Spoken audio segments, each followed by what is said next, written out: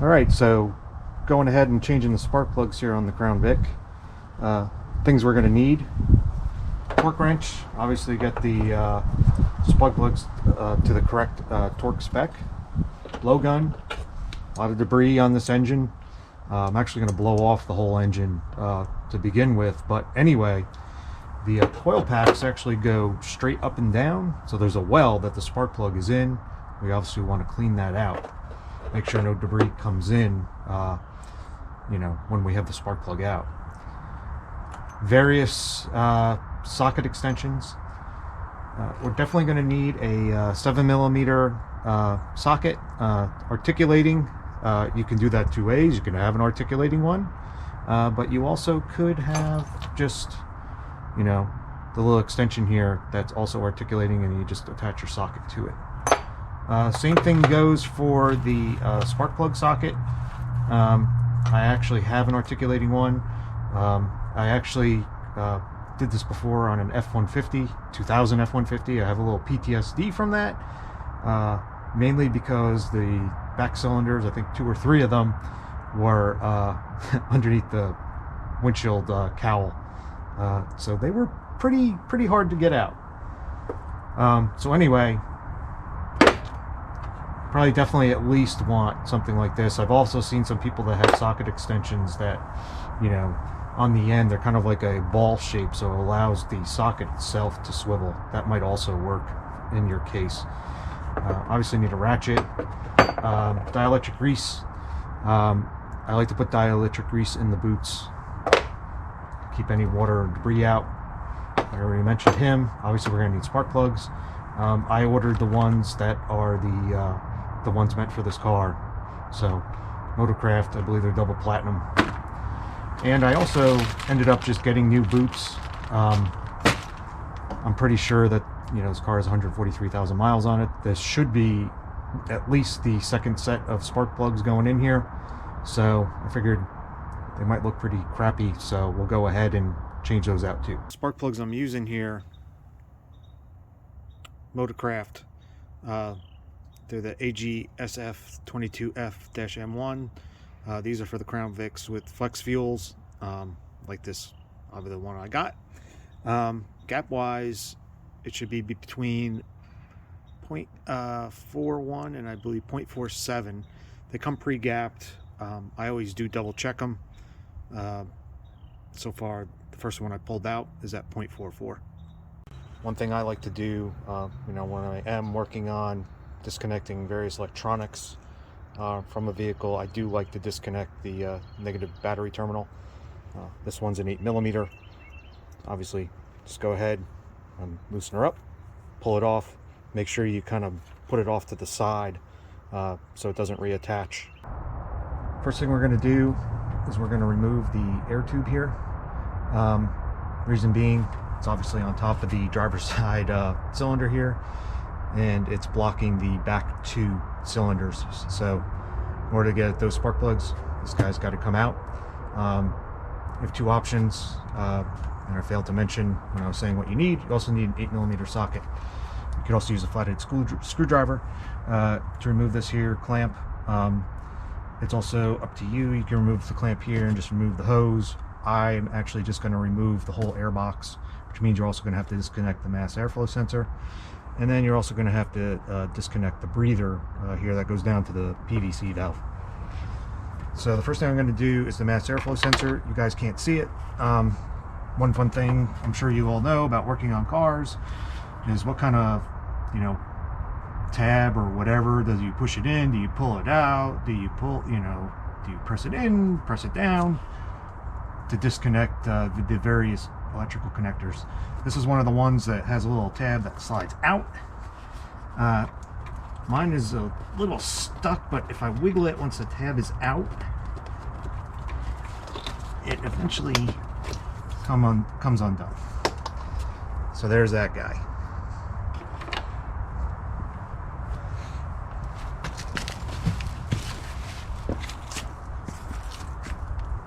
The breather is pretty easy. Underneath, you see this white thing followed around. There's like a little lever. Pull him down and just start twisting this guy. He should just come right off.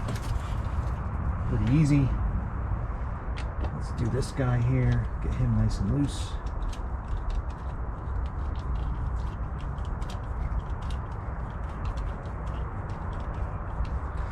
Also, some of this is trial by fire. I haven't tried it, so bear with me as we go along.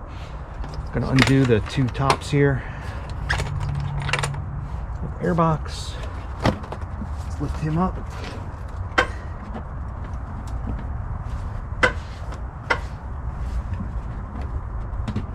Just stuck on, pal.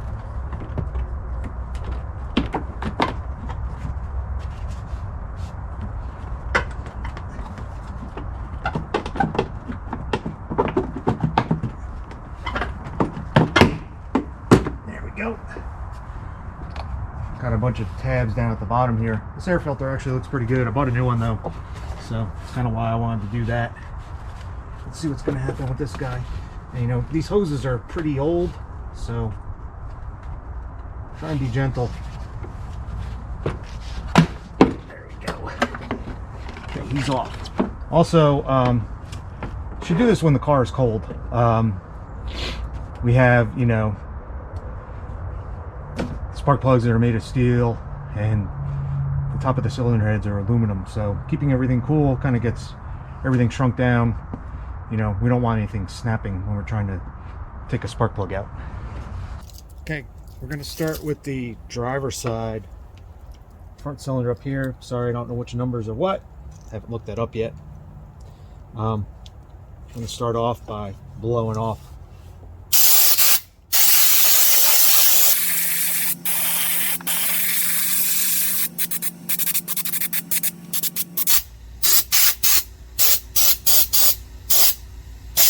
Okay.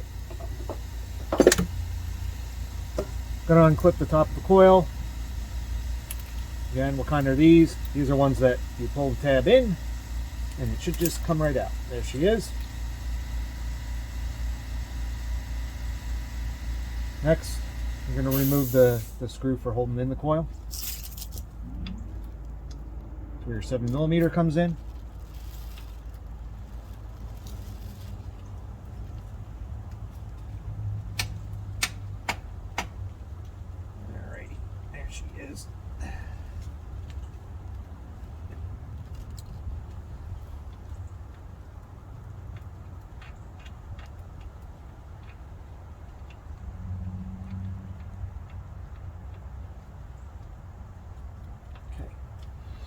Coil's loose. Right by the bottom there, it should be able to come right out.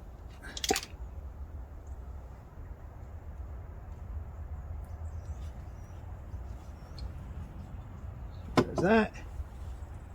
I'll blow it off some more, and I can kind of see.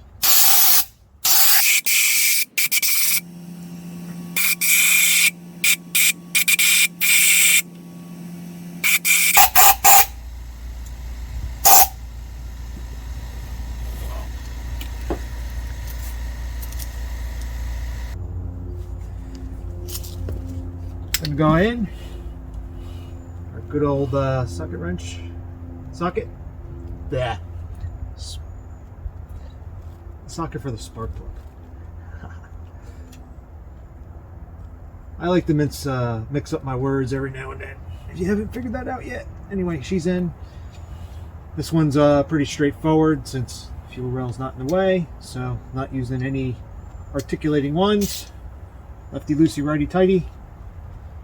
Actually seems like I should have gone a little taller.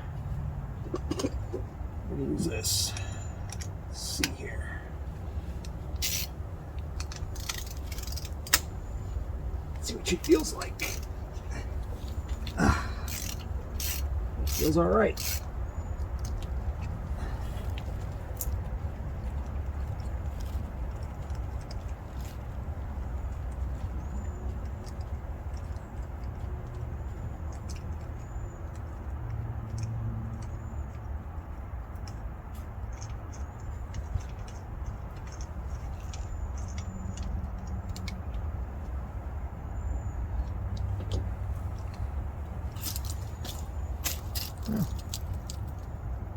See if I can get a shot of it.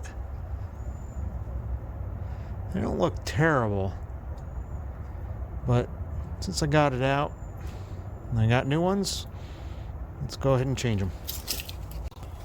So let's go ahead and put in our new plug.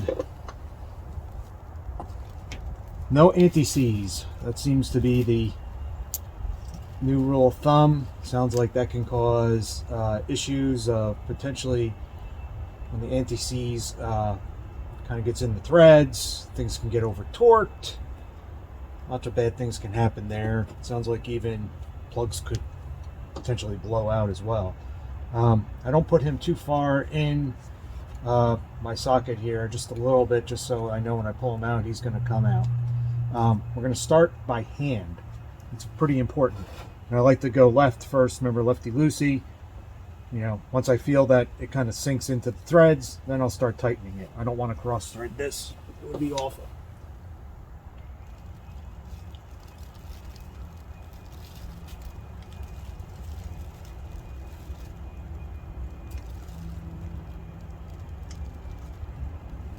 Okay, felt it.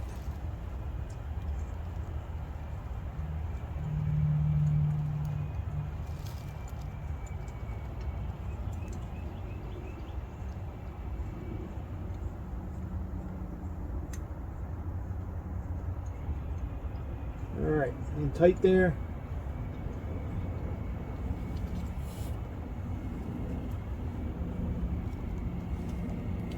Gonna get my torque wrench.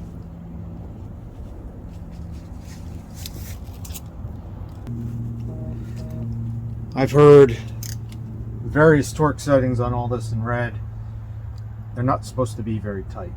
I've heard as low as 11, I've heard 15, I saw one that said 25. 25 is definitely too high. I decided to go in the middle. I'm going to do 13. So go ahead and hook this up.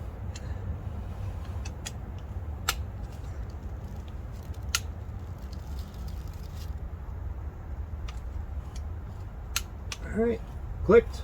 Should be good. Pull this whole thing out.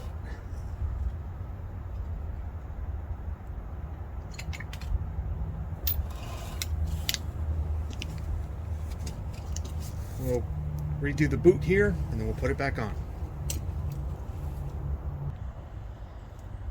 So these boots don't look terrible. They actually look fine. I'm actually going to go ahead and replace them anyway since I bought new ones. So let's go ahead and do that. So I'm going to pull the old one off. So spring come out too. The spring actually seems pretty well already in. I'm going to leave the spring.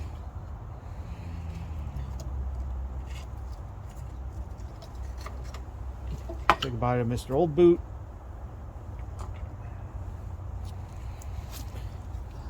Honestly, need to cut this guy off. Cut away from you kids when you are playing with sharp objects.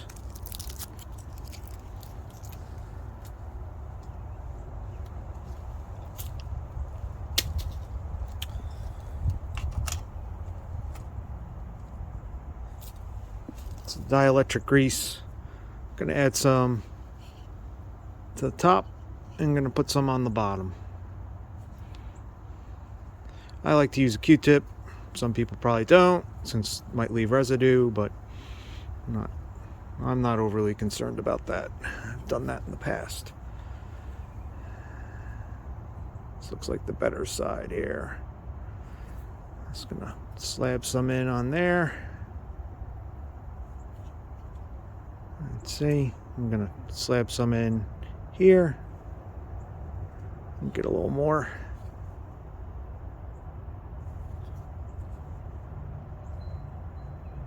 All right.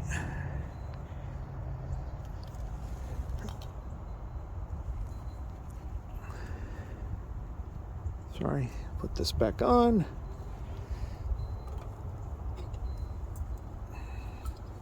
This guy can only go one way, supposedly.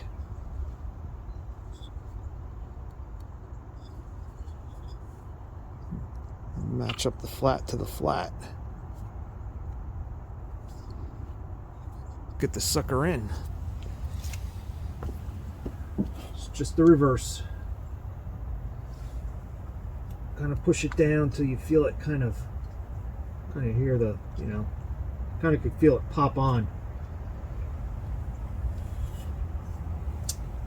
And we want to get our screw again for the coil.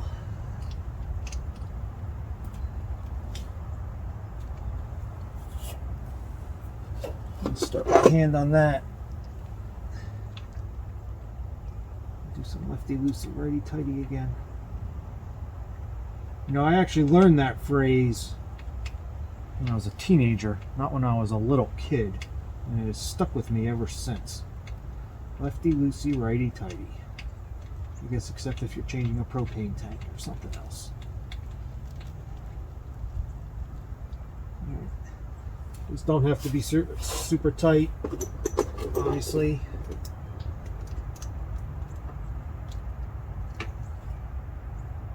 Just gonna make it snug. Let's pop this guy back on. We'll move on to the next one. So a tip on the back passenger side one. So the passenger side plugs are leaning towards the back, unlike the driver's side where they're leaning towards the front. Definitely get your socket on the left side of the tube, so towards the back of the car here. That gives you definitely a better, pretty straight run at it. I was doing it from this side first, and it was pretty hard. And I said, well, let me try going in this way, and sure enough, came in and out. It's also pretty difficult, trying to undo the coil connector, but once you get your fingers in there and can pull it out and wiggle it out, you're gonna really have to use two hands on that one. It's pretty tight. All right, well, all done. Got her all buttoned up. Air tubes back on. Mass airflow sensor clean. Clean the throttle body a little bit. You'll notice now it's dark. Everything actually went really well, except when I got to the very last cylinder, which was the one up here on the passenger side, the front one. Well, this managed to fall in there, this little piece of plastic. And trying with everything I had here, I tried the shop vac, I tried blowing it out even more, I tried various picks, I tried long screwdrivers, I couldn't get it out. So anyway, I ended up getting these at Home Depot, and they're utterly amazing. They're made by Crescent, and they barely open no matter how far you open them at the tip. So literally 2 seconds, put these in, barely even had to open them, pulled that little plastic piece out, and I was able to get the spark plug out. Well, hope this video helped you all out. If it did, please like and subscribe, and we'll catch you later. Thank you. Bye.